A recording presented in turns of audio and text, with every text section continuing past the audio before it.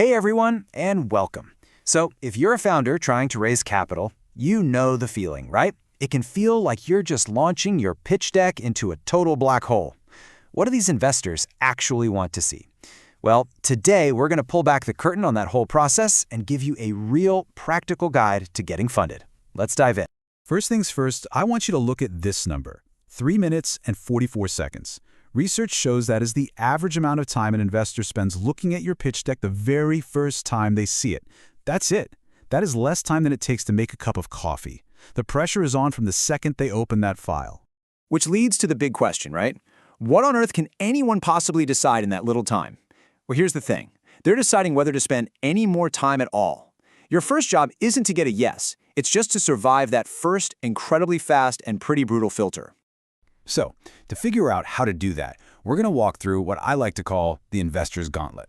We'll start with those critical first 24 seconds. Then, we'll get into how they evaluate you, the founder. After that, we'll look at how they size up the market. We'll cover the big deal-breaker mistakes you absolutely have to avoid. And finally, we'll talk about the path to a real partnership. Okay, let's talk about that first filter. Before an investor even gets to your big idea, they're running it through their own personal screen, their investment thesis. And this is wild. This is where something like 75, maybe even 95% of all pitches just die on the vine, for reasons that have nothing to do with how good your company is. And, these initial filters are actually pretty simple. The investor is just asking themselves a few basic questions. Are you in a sector I get? Are you at the right stage for my fund, pre-seed, seed, Series A? Are you in the right city or country for me? And is the amount of money you're asking for in my usual range? If the answer to any of these is no, it's an easy pass for them. It's not personal, it's just not a fit, which means your first job is to do your homework and only target the investors who are right for you. All right, so you made it past the first cut. Congrats. Now the real evaluation starts. And guess what? It starts with you. There's this classic saying in venture capital, bet on the jockey, not the horse. What that really means is that investors are often placing their bet on the founder's ability to figure things out, to pivot, and to win, sometimes even more than the initial idea itself. But it's not just about the jockey, or just the horse. As the legendary Andy Rachleff from Benchmark Capital put it, when a great team meets a great market, something special happens. And that's really the holy grail, isn't it? Investors are looking for that magical combination of a world-class founder tackling a massive, game-changing opportunity. So what are they actually looking for in a founder? I can tell you it goes way, way beyond your LinkedIn profile. They're trying to get a read on your character. They're hunting for signs of 3 crucial things. Grit, the toughness to get through the brutal lows. Commitment, to see this thing through for the next 10 years. And coachability, that willingness to actually listen and adapt. And believe me, investors are experts at reading between the lines. Here's how they do it. They're not going to ask you, so are you resilient? No way. They'll ask about a time you failed and how you talk about it, focusing on what you learned. That's the signal. Commitment? That's not just a word. It's working on the venture full-time, putting your own money in. That's having skin in the game.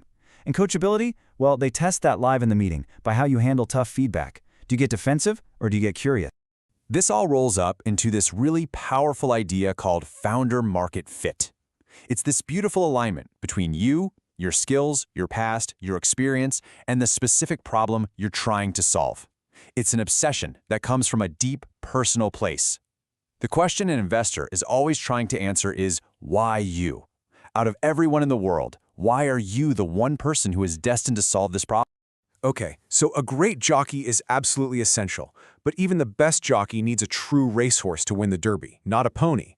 And this brings us to the next stage of the gauntlet, sizing up the market, or finding the right horse.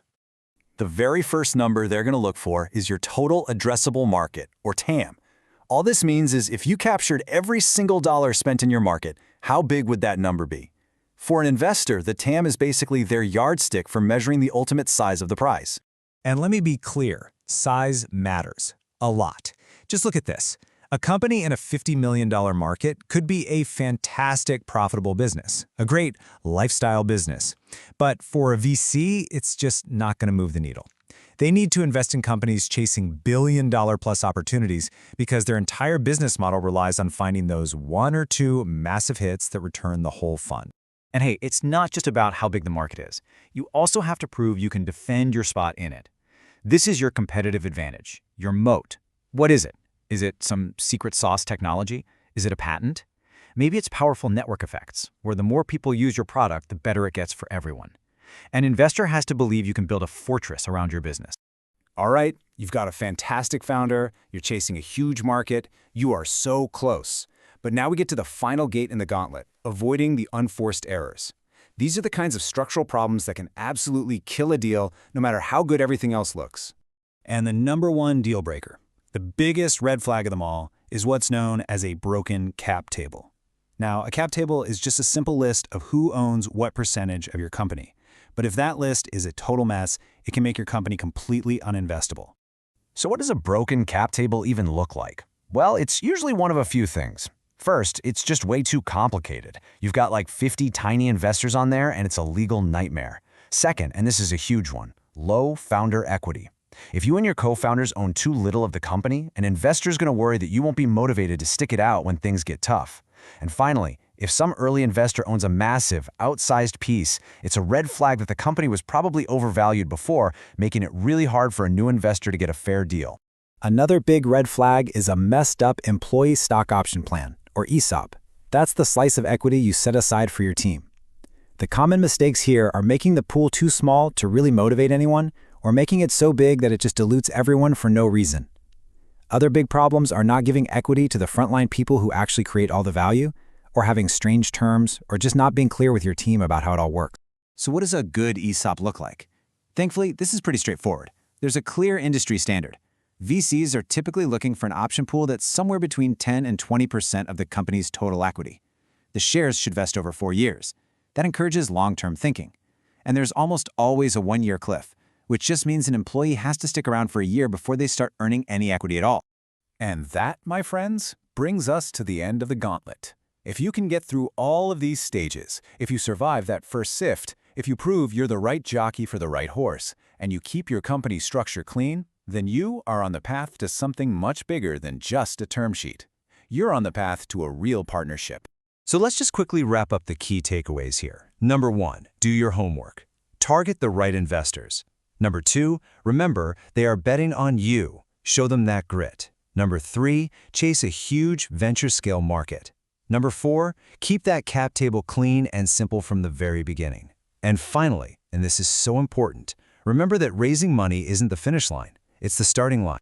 Which really leaves us with one last big question for you to think about. When you walk into that room, are you there to pitch a transaction, or are you there to start building a partnership? Because an investor isn't just wiring you money. They are joining your team for what is likely a 10-year journey, side by side. And when you start thinking about it that way, well, it changes everything.